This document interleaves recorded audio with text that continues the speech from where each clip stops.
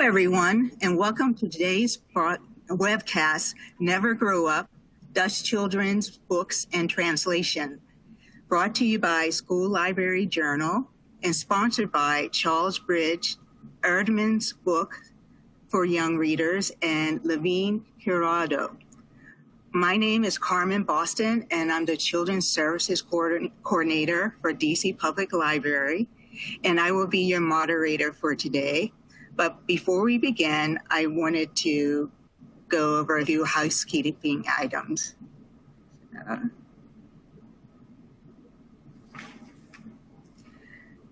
Your screen is completely customizable.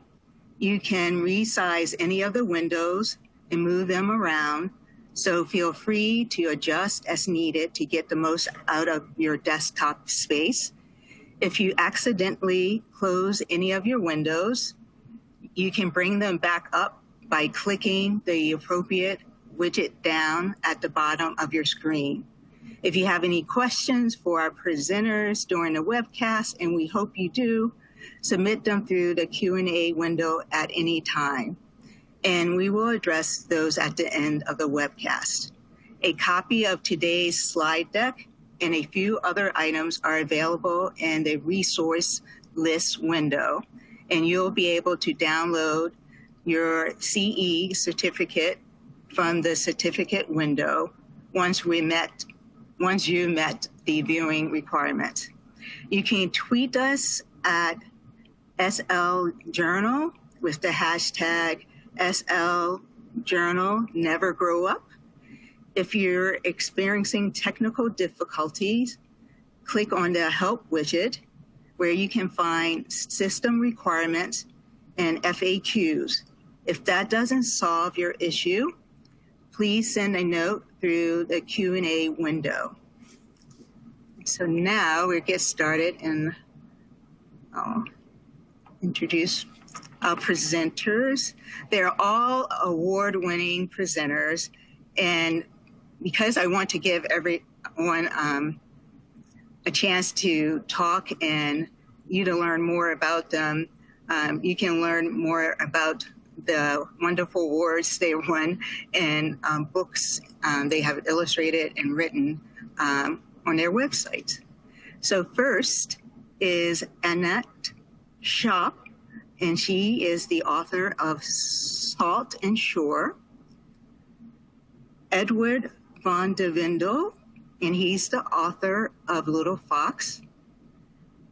Jess Ott, he's the author of Bigger Than a Dream. And we have the translator, Laura Watkinson, with us today. So in the spirit of Never Grow Up, I wanted to start off and ask the authors and illustrators and Laura too, what do you do during your adult life to keep the spirit of curiosity and adventure that you had when you were a child? I know for me, I was a reluctant reader, but now as a children's librarian, I get to see so many wonderful books, and I particularly like nonfiction. So learning about new animals and leaving messes in the sand was really fun for me. And it's just, I love learning about new things. So that's how I try to keep the spirit of my childhood and curiosity and adventure. Edward, would you like to start? Thank you, Carmen. Well, actually, what you do, reading children's books, is something that I do as well. I not only write children's books, I love reading them. And actually, it gives me access to this other part of the world. When we see the news, when we read the newspapers, we are in a somewhat gray world.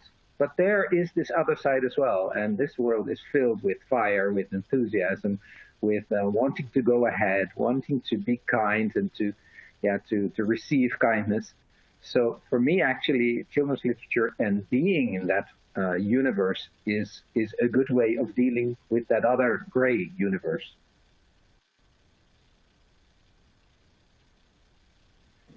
Great, thank you. And Ziff, would you like to go next?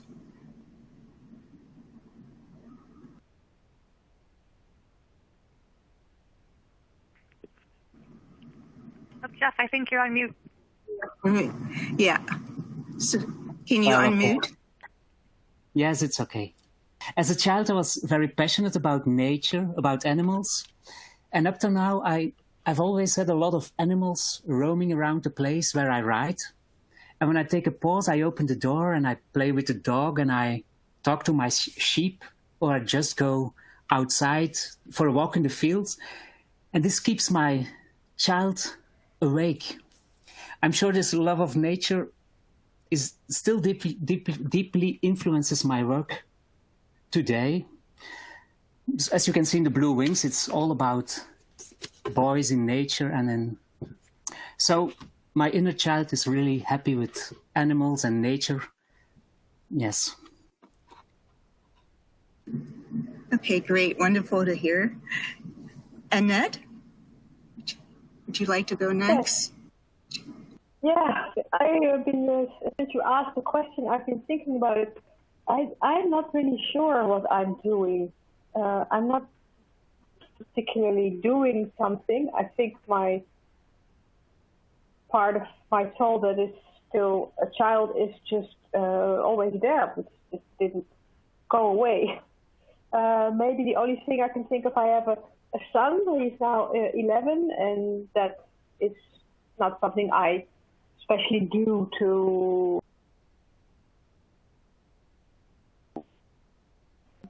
that the part is spoken to, and we talk a lot of time, we play, and so it's kind of automatically.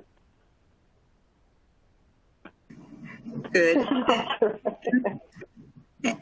And Laura, would you go next? Yeah. I'm going last, and my answer is basically a combination of the previous answers. I'm like Edward, I read an awful lot. I read a lot of children's books, a lot of young adults' books. I like to find out about other people's experiences. And like Jeff, I've got 3 cats, and, they keep me on my toes. They're so much fun all the time. When I take a little break from translation, there's always something going on. And Jeff, did I actually hear you say that you have a sheep? Yeah. I do have about 20 sheep, yes. Oh, fantastic. Yeah. And I love sheep too. Sheep are great. So I think that's something that we share. Okay. And with Annette, I never really grew up, never grow up. I've always maintained that hopefully positive attitude towards life, and try to keep going with that through my translating and through all my reading. Yeah, I think it keeps you open and not prejudging, which is great. The next question I would like to ask is your childhood experience reflected in your work? And I know when I was reading the books, I was wondering if there was some type of experience related. So maybe not specifically the books shown before this panel, but maybe other books. And let's see. Let's start with Annette now. Okay. Well, Offshore the Shore or Lampy is the only big book I've written. And yeah, that is, it's full of my own childhood, which looked very different than the life of the people in the book, which is about pirates and mermaids, and I didn't have that experience, but the experience of,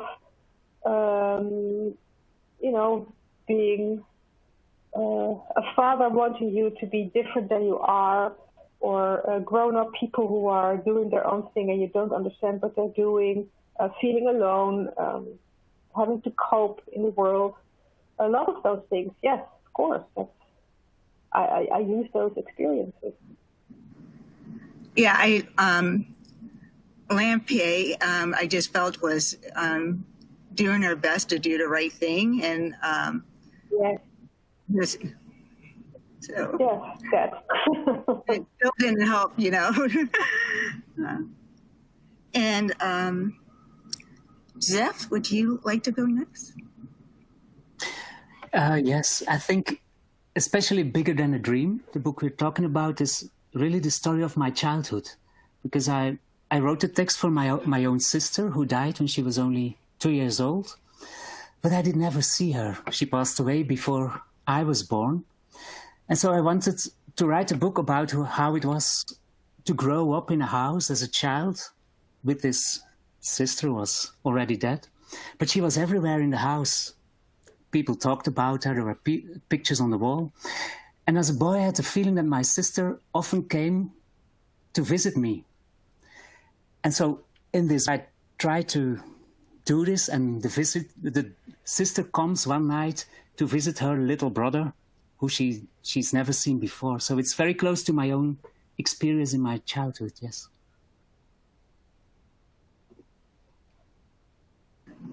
When I was reading the book, I was curious about that.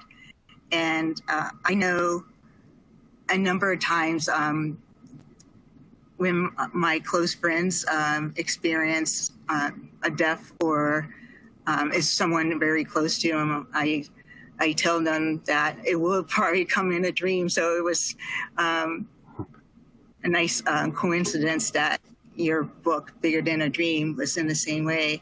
And also, one thing I do enjoy about picture books is the attention to detail that I can, when I'm showing children a book, to ask them to consider. And for instance, I know in Bigger Than a Dream, the last picture in the bedroom has the church and the hospital, which wasn't on the floor the first time, right? Yes. Yeah. Yes. Yeah. So. Yeah, Mary Fist made the pictures in the book, and she put a lot of small details in the pictures you won't see at first sight, but when you look closely, you can see a lot of hidden layers and small things. Yes. Yeah, I just don't know. I'm gonna hold it up and see, but yeah. So I like that, and also the things that were talked about in the beginning of what his parents in the last scene back at the table. You saw this, or there were other references like the newspaper on a chair and the cut up cucumber. So those are the little details that I like to help children, as I feel experiencing picture books is a great way to learn observation skills and to look at things more quickly. So your book was great for that. Okay. And in the story too. Was, Edward, would you like to go? Yeah. This week it's Children's Books Week in the Netherlands. This means that we are traveling around schools and talking about our books. So I did that as well today, and I went to a group of 10-year-olds, and they had read all kinds of books by me. And we were talking a little bit about those books, and suddenly one kid wanted to say something. And what he said was this. He said, I know what you are always doing in your books. You write different stories, but in the end, it all comes down to that there's someone who has to do something, who has to be brave. He doesn't know how to be brave, and he overcomes that. And even though he's shy or withdrawn, he finally does what he has to do. And I think this child knows better what I'm writing about than I know myself, because that's exactly true. In the case of Little Fox, which is a picture book with illustrations by Marije Tolman, this is about the early life, the first few months of a fox cub. And this little fox is cheerful and playful, and he wants to discover the whole world, and he wants to try to do things that you're not supposed to do. When he sees a glass jar, he sticks his head in because maybe there's something in the jar. And I think this is exactly the child that I was not. I was always in my room. I was a bit afraid of going outside, meeting all the other children. I had one best friend, and that was quite enough for me. I didn't like loud people. I didn't like loud children. So I think I'm trying to write about main characters that are actually not me, but I would love to be. If when in the adventures of Little Fox, remind me of my dog, Sophie, who I take walking every day, and I know she knows the difference between right and wrong, but sometimes if I'm not paying attention, she'll do the wrong thing, and we have to have a little talk about that, but she just has that little mischief in her, and you know, I'm sure other animals have it too, so that was fun. In Laura, I know Bibi, the author of Leave a Message in the Sand, was not able to be with us today, but I don't know, do you know a little bit about her childhood and if she was really into nature and animals, and also any of the books that you ever translated, did you see your childhood experience in them? Yeah, I know Bibi has always been a massive lover of animals. I think cows were her first love. Edward might be able to help here because he's a good friend of Bibi's. But I mean, one thing about Bibi, she works with the animal ambulance in Amsterdam. And I think the Netherlands is the only country in the world, I could be wrong with this, but I think the Netherlands is the only country in the world that has an ambulance for animals. And, you know, instead of sitting at home in the evening watching TV, Bibi goes out with the animal ambulance looking for, well, she answers calls to go and help animals who are in trouble. You know, it can be swans. I've seen pictures on the Facebook group, and hedgehogs. And, you know, there's a lot of stories about cats who sadly fall out of the high-rise buildings in Amsterdam. And there's a certain season that they call cat rain because there are a lot of cats raining down from the balconies, and they have to go and rescue them and help to patch them up. And that's Bibi. She's totally there for the animals. Her first love was cows, I believe, and I think her first book was about cows. It was the cow book. And nearly every book that she's written ever since has been about animals in one way or another.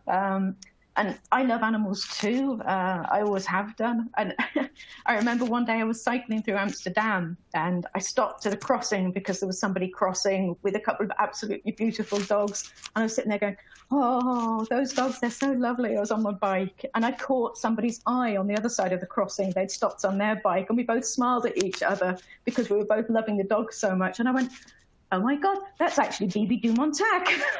So, you know, it was the author of that book, and we both bonded in the centre of Amsterdam just randomly over, you know, these dogs that we'd seen. So she's an author that I really love translating.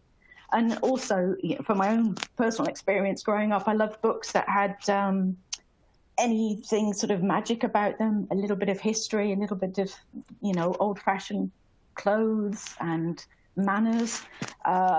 My mom was a big reader and she passed on her books to me.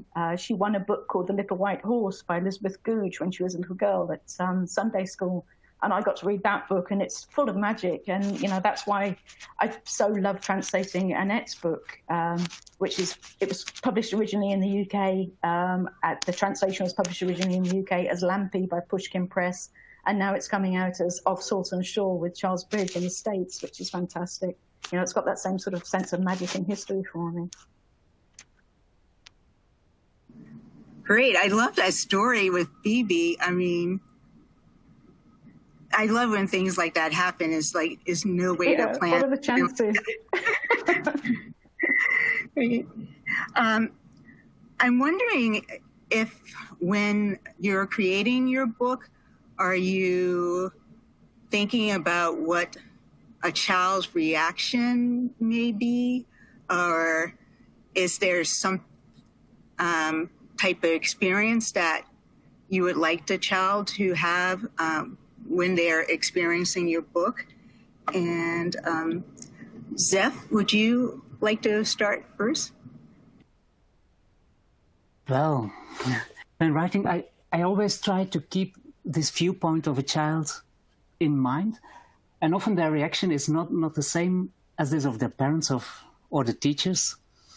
So, like in Bigger Than a Dream, for instance, I talk about the death of a very small child, so it's not always what most adults expect in a picture book.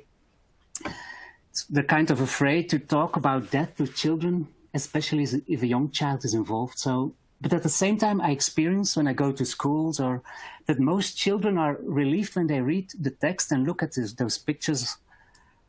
And they're not afraid at all, because they do have a lot of questions about loss and losing beloved ones. And I think they really like to be taken serious. And so this is what I try to do, to take the children really serious. And in this way, a simple story like Bigger Than a Dream can be very comforting for a child, to open up a conversation about all those aspects of life where some adults are afraid to talk about to them. So I think about them when I write, yes. And also what I like about Bigger Than a Dream is that memories and thoughts can be comforting.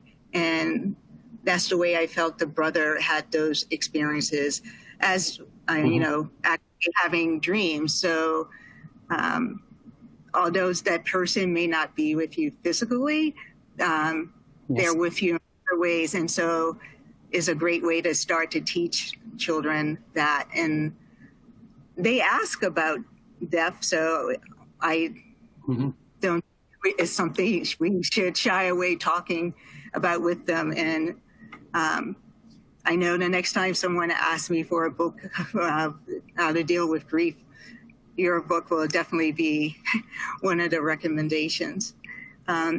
Cool. Edward, would you like to go next? Yeah, for me, I would say there's like an abstract child present when I'm writing. So it's more the idea of a child, or you could say the voice of a child that is in some way in my head. So often this is the voice of the main character of the book, which is often a child or an animal that is almost at the same age of a child and has some characteristics of a child. So I would say it's not really clear. I'm not asking the neighbor children to read my books before I send them to the publisher. I'm also not asking my nieces and nephews. But I would, there has to be some voice of a child, or I would say some breath of a child hanging over the text. I actually really don't like those books that kind of lack this lightness or this feeling for enthusiasm. Books that are meant to educate children and only educate them. I mean, I love education. I was a teacher in a previous life, but if it's just there to teach them a lesson, and if there's only a grown-up talking down to children, I don't think that gives us good children's books. But books that are written from the idea or the breath or the voice of a child, yes, I love them. I know for all of us that work with children, we know that play is one of the ways that children learn. And it's important to have that continue to be an aspect of their lives. Annette, would you like to speak to that question of? Well, what can I say?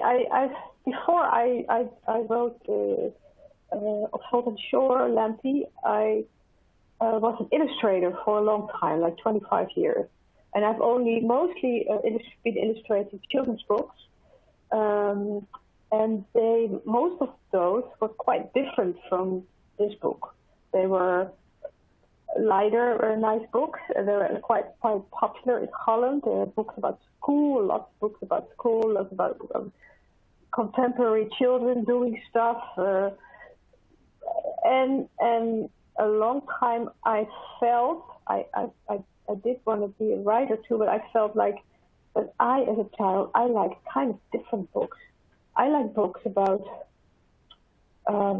things that were real. I mean, it's not that they were not real, but I did like books about death, and I like books about what are adults like, and what do they think, and why are they like they are, and about the things that happen between adults and children. I like books about, little chimney sweeps that were beaten, and boys that were lost their parents, very dramatic, sad stories. And I never got to illustrate those books. And then at some point this urge to be writing my own thing came very strong, and I thought, oh my God, no child will like this. I would be the only child that would like a book like that, but where a child is beaten and alone, and another child is living under a bed and can't come out, and is kind of deformed. And it was a giant surprise that lots of children are reading those books and loving it.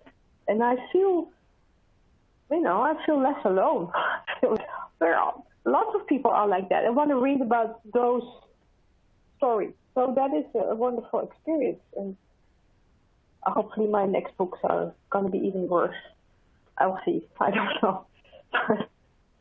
That was a very good thing. Thanks. I know because of that time, but I would like to. I wonder where that strong urge came from to write the book. So, Laura, I wanted to. You translated Annette's book, and you also translated. Let's get here. With a message.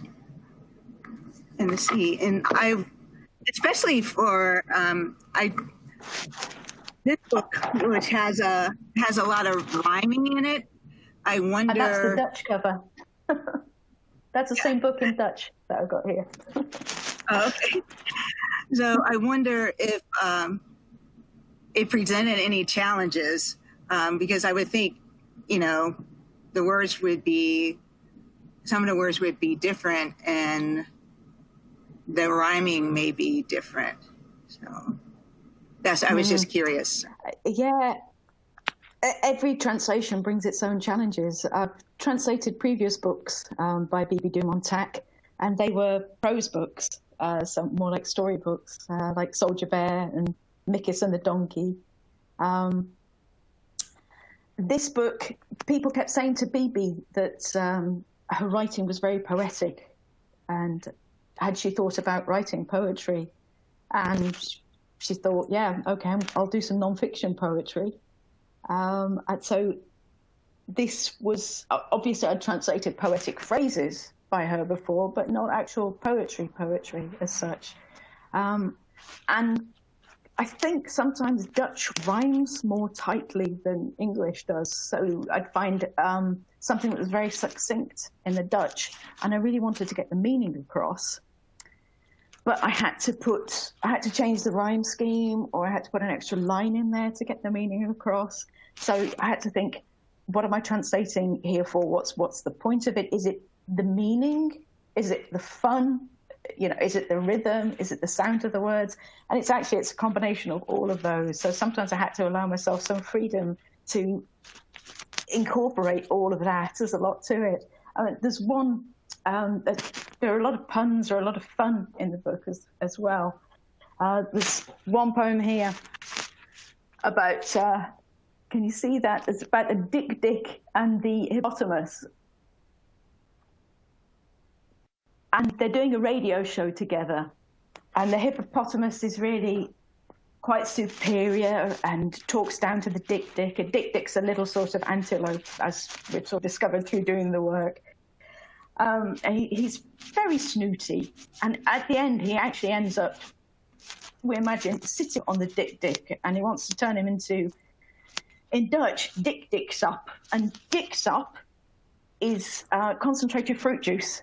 It's like fruit squash. And she uses the word dik-diksap, so it's like dik-dik juice. And there's this pun, and obviously I couldn't do that in English because it just wouldn't work. So I ended up making the hippopotamus be even snootier, and he uses a lot of big, big words. And at the end, he talks about a dik-dik dictionary instead. So, you know, it's not exactly the same as it is in the Dutch, but I think I've kept the spirit of the fun.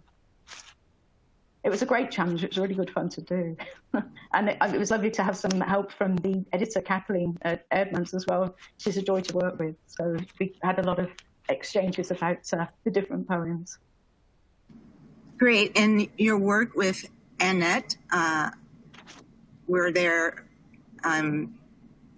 things that you needed to consider, or did you just get into the translation after Annette had finished the book, or were you? Yeah, I guess that is how it happens. Not always. There are different processes. Sometimes you might be translating something before it's published, but in this case, it had been published in Dutch already, and it was a huge success. Everybody was like, "Wow, we thought Annette was an illustrator, but she's a writer too. This is an amazing book." It won all the prizes across the board. Everybody loved the book. And I was delighted that I got to translate it. When I was translating it, it went, I think, pretty smoothly. So I didn't really need to talk to Annette much during the process of translation. But when it came to the editing stage, I talked with the Pushkin editor, Daniel, and with Annette. And we had a sort of three-way conversation about, you know, could we do this way? Could we do it that way? So it was a collaborative process. And also when the book went to Charlesbridge, Annette and I had conversations with the editors there about, you know, little changes, or do you want to do this, do you want to do that? And it was all very, very smooth, the process, I think. I hope Annette agrees. Yes, I do. Annette, do you want to say? No, it was, of course, all things about this book are first times, because it's my first book. So I was very honored to be translated and very happy to be translated into English. Mostly because I'm married to a Canadian who only speaks English and not Dutch, so he could finally read it. And it was great. There were a few things that I would have, you know, that we talked about, but it all came out very well. And I've been to London a few months ago, and I've been reading myself from this translation, and it's just wonderful. It's really like I wrote it myself. I did, but like I wrote it myself in English. I'm much better, so we're very well done. But she knows. Yeah, so we know what you mean there. I wonder if any of you were experiencing the writing interest at a young age, or was it something you picked up later in life?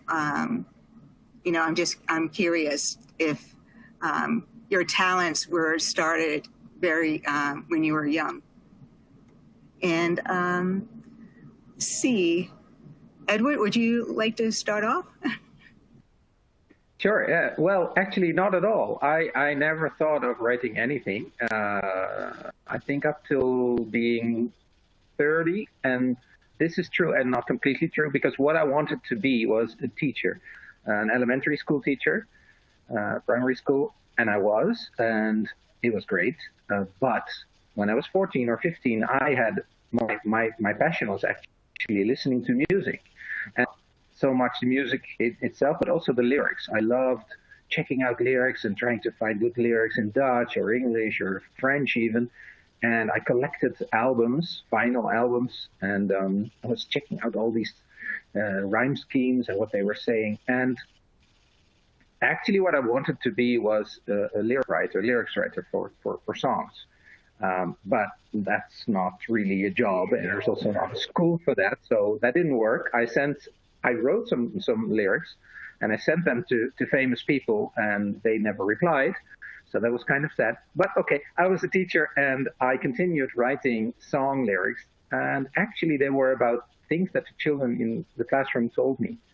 So after a while, when someone saw that on paper, so without the music, they thought, oh, this is children's poetry.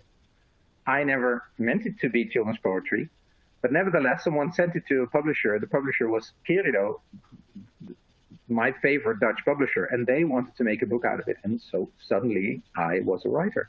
And also they told me, you're not supposed to be a one-book writer. You have to make another one, and you should also write prose.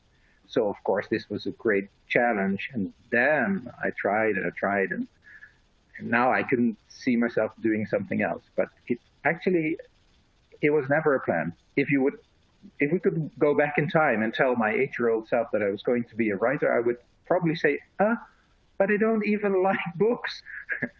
But okay, yeah, this is how it happened. Thanks for sharing that with us. Annette, would you like to share? Did you worry?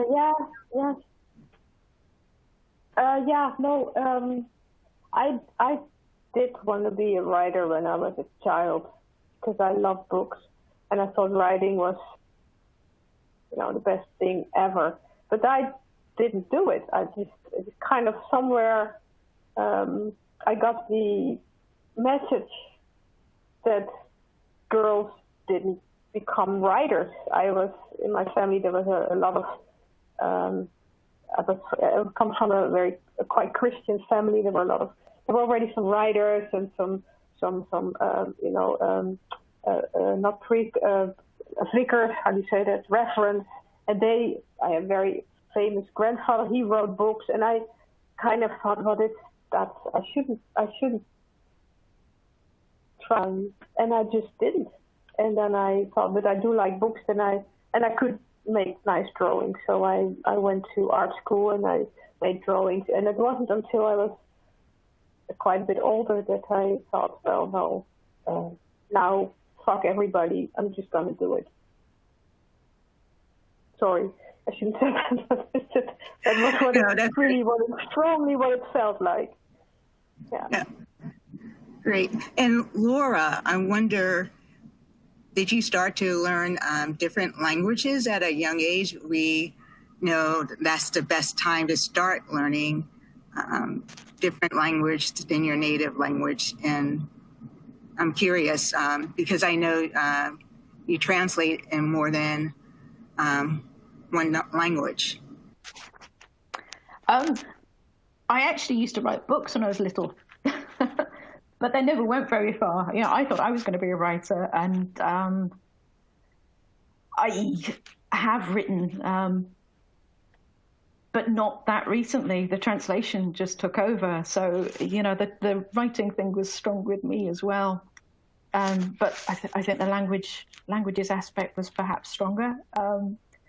I was always interested in languages and always found it kind of magic that you got to learn these things at school. I was delighted when I heard that we could learn German as well as French, because we were the first year of our school that got to learn German. So I was like, wow, German party. And then went on to study languages at university.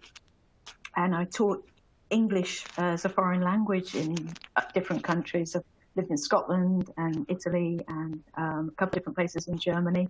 So, I've picked up languages through study and along the way, and I'm still learning languages. I've started translating a little bit from Frisian recently within the last couple of years, which is spoken in the north of the Netherlands.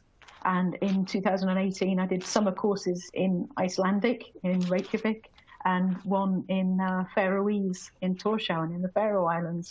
So I'm just always, what's the next language? Let's have a look at this. I'm a complete language nerd. But I think Edward can probably identify with that as well, because he's a translator too. He translates from different languages. Edward, did you want to speak to that? Tell us about your life to becoming a translator. Oh, this was all out of coincidence. It was just a publishing house that asked me to do it, and I actually liked it a lot. So now I combine being a writer with being a translator. This also very simply had to do with the fact that I started translating the first book of a series, and that this series became one of the best-selling series in the Netherlands. So that means that you have to continue doing the rest of the series and also the merchandise and also the plays that are made out of the books. So it became an extra job, but I love it. And I especially like to, like Laura said, combine the language, not combine, but to vary the languages. So I do translate from English, but I love doing it from even Norwegian or French. And I found out that it's, I don't know, that would be a question to Laura, that it's far, far easier to translate a book if the writer is a fantastic writer, if the style of the writer is so polished, then absolutely, yeah, much easier. You find that as well? Yeah. Luckily, with most of the more literary projects that I do, the books have been polished already, so it's not too tricky. But yeah, and also if I find that the style has something in common with my own, I think it's easier to sort of gel with certain writers' styles. I was lucky. One of the first longer books that I translated was by Caroline Stoffels, and it just felt as if it was coming from my brain as I was translating. And I had that with Annette as well, and with Jeff as well, and with you.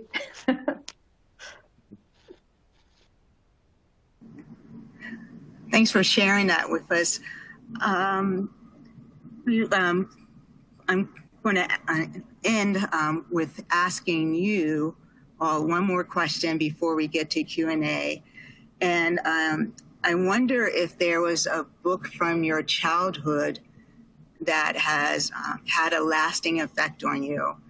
I know for me, It Looked Like Spilt Milk by Charles Shaw is a book that's had a lasting effect on me. I can vividly remember my kindergarten teacher reading it to me, and now every time I go outside and there's clouds in the sky, I'm always looking to see, oh, what does that look like? And I love reading the book to children and giving them another way to explore the sky and, think about it differently. So, Jeff, would you like to start off? You have a favorite book from your childhood? Oh, I have not one favorite book because I read a lot when I was a child, a lot of books about animals, and a lot of books from Dutch and Belgian writers, of course. One book I read a lot of times was Eyes of the Tigers from Tonke Dracht, but I don't think it's translated into English yet. Maybe Laura will do it one day. I translated an excerpt of it the other day, so I hope. Yeah, I know you. Yeah. And other book was really important for me was, and you will all know, is The Brothers Lionheart from Astrid Lindgren. It was really an important book for me. The two brothers and the adventure they have. So, yes, it was really important. Thanks for sharing. Edward, would you like to share? Do you have a favorite book? Yeah, I wasn't much of a reader, but I read this very commercial, badly written series, which was called The Chameleon. And it was not about a chameleon, it was about a little boat. And this boat was, there was two twin brothers who were always using this boat. And it all took place in old-fashioned Dutch surroundings. There was lots of water. It was in the countryside, in a world that was actually already not existing when they wrote about it. And I especially liked the fact that everything was so predictable. There was always something funny with the policeman, and at the end of the day, those two twin brothers were always the heroes. And my favorite book from that series was the one where the problem got really seriously, where there was, Netherlands is a country of water, so we also have lots of water problems. And in this particular book, the flood came, the rivers and the canals flooded. So the animals had to be rescued. And there was this part of the book where those two boys with their small boat had to go up to some cows because the cows were almost covered in the water, only their nostrils were above the water, and they had to lead the cows to safety. Oh, I could read that over and over again and cry every time. Thanks for telling us about that. Annette? Is there a favorite book from your childhood? Yeah, I also, yes, well, that was not one book, of course, lots of book also, the books that Jeff mentioned. But I think the book that made the biggest impression was a Dutch book that was not especially written for children, but I read it, I think, when I was 11 or 12. It's called Kees de Jonge, Kees the Boy. It's from it's quite an old-fashioned book. More than 100 years ago it was written about a boy from Amsterdam, around 12 years old, and he has a kind of a normal life. He's the son of a shoe salesman, but in his head, he's always somewhere in the situation he becomes a hero, or he will do something or solve something, or people will see him like very special. And it never happened so much in reality, but the life he has in his head is just as important as his real life, until, because his father died, etc. He kind of learns to balance those two lives. That is just a wonderful book. The end. Yeah, it sounds wonderful. And Laura, I don't want to let you off the hook.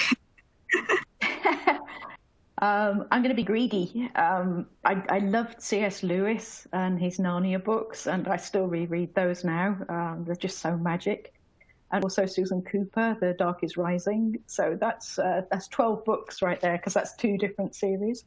But also the book that I mentioned earlier, The Little White Horse by Elizabeth Gooch. It's such an amazing book. It's maybe a little bit saccharine for modern tastes, although you still can buy it. But it was just so magic to me, the idea of this girl who goes to live in this strange manor in the middle of nowhere, and she meets a horse that is not a horse and a dog that is not a dog. And it's one of those books that I always envy somebody when they read it for the first time, because they don't know what's going to happen. They don't know how it's going to turn out. They don't know who's going to fall in love. Beautiful book. Thanks for sharing with us. So now I'm going to look and see what questions we have to ask you. See. Well, this is a quick one, Laura. Someone asked, how many languages does Laura know translate for? I think it's like 4, That's right? Not a quick one. I translate from Dutch. Most of my work's probably from Dutch, and then I'd say Italian probably comes in second place. I started initially translating from German because that was my first big foreign language, but I don't do as much work from German now. And I've started, as I said before, recently just doing a little bit of Frisian here and there. But I'm always interested in other languages. I might, to various different levels, and I might be better at reading them than I am at speaking them, for example. But yeah, that's a short answer. And while you're still on, I think we answered this question in the discussion, but I see some questions where people are curious. One is, how is a book selected for a translation? And I guess, what is your process of translating? Oh, that one could go on for a long time, but I think perhaps people aren't quite aware of the role of book fairs in the whole process. There's a major children's book fair every year, apart from this year, of course, in Bologna in Italy. And publishers from all over the world get together there, and they have meetings, and they talk about the books in their lists that are most interesting this year. And they swap books, and, you know, I'll publish this one if you publish that one. And a lot of translations come about then. The publishers will commission sample translations of the first few pages of the book to take along to let the foreign publishers read them. So that's a very important part of the process. Yeah, I noticed as well, I was looking at the questions, that somebody says, we now need one of you to write a book on the animal ambulance with 4 exclamation marks. Baby Dumontac has written a book about the animal ambulance, and I think it would be a great translated. So I'm just going to little pitch there for that one. Cool. And this is a question I think anyone can just jump in and ask is, what are the major benefits for everyone to read translated books? Does anyone have an opinion?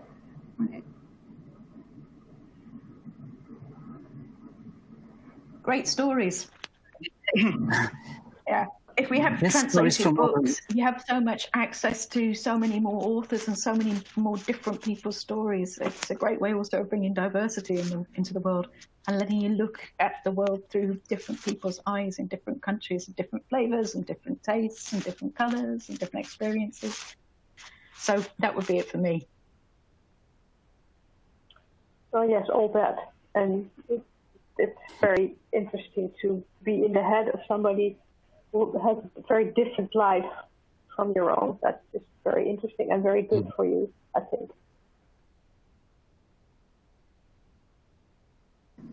I must say here, there's a big difference being in Europe than being a child in Europe, because we are always used to seeing TV shows from other countries, or series or movies. We hear the sounds because we don't.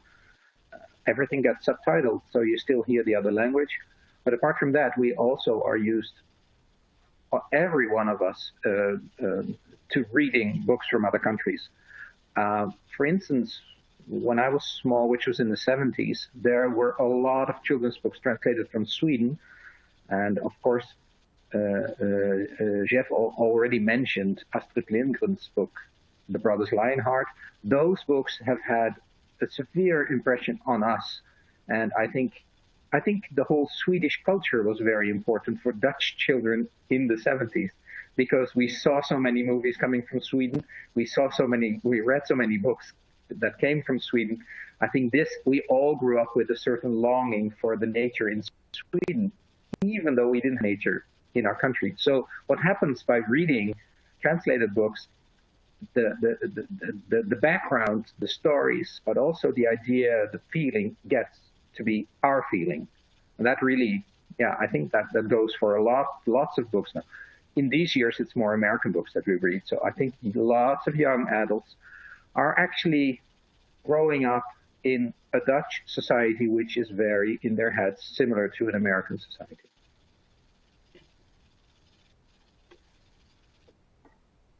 Yeah, for me, it's always been very important to read translated books, mainly from Asia, Indian books, because it's a totally different culture, and you can read it from first hand from the author who has written the book. And for me, it's important to travel in the head of someone from a different place. I really like it to read translations, or in the original language, but I don't always speak the language, so. Yes, like all of you have already mentioned, it just exposes you to more wonderful things. And I definitely learned some things in reading the books that I didn't know before. There's a question from someone who's interested in getting in the field of translation. And are there any books or courses or articles on the art of translation that you would recommend for those of us starting in the field?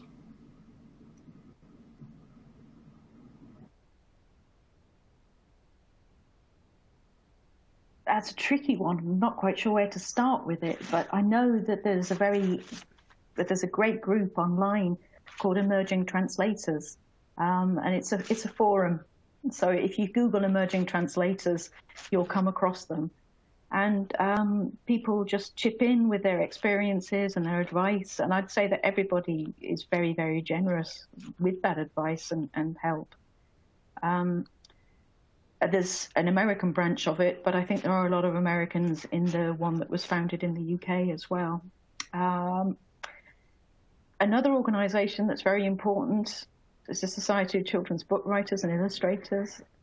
Translators are being increasingly recognized and are being increasingly active within the organization as people start to see the importance of translated books.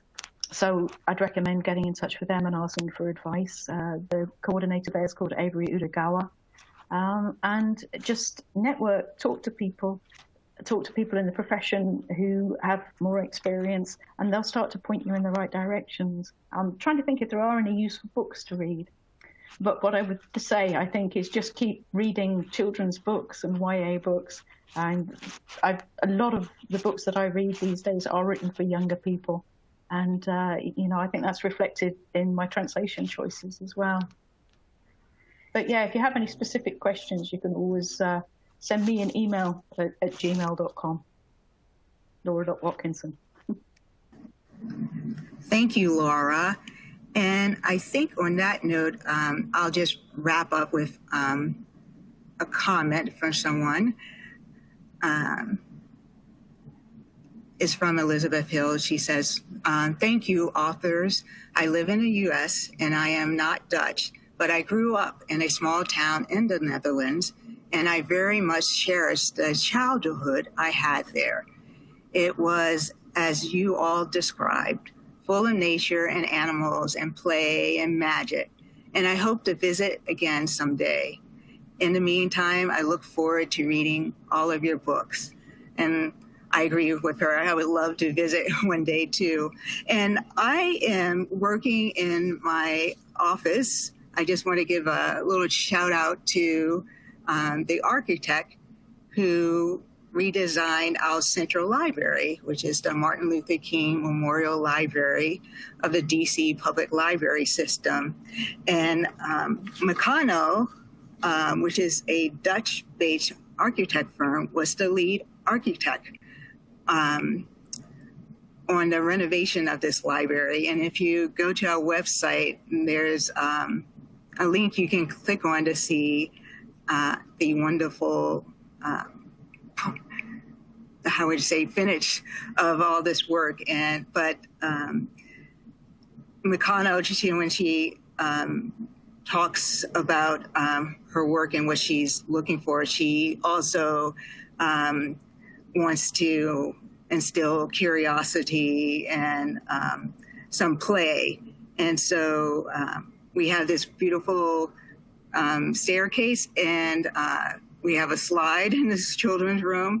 So, one of your architects contribute to the beauty of our renovated libraries. So thank you. Thank you, everyone, for attending today. And thank you to our presenters. I really enjoyed our conversation. This webcast will be archived, and we'll send you an email to let you know when it's available, usually in about 24 hours. You can find this webcast and other archived and upcoming webcasts in the events and PD section at slj.com. So thank you, everyone.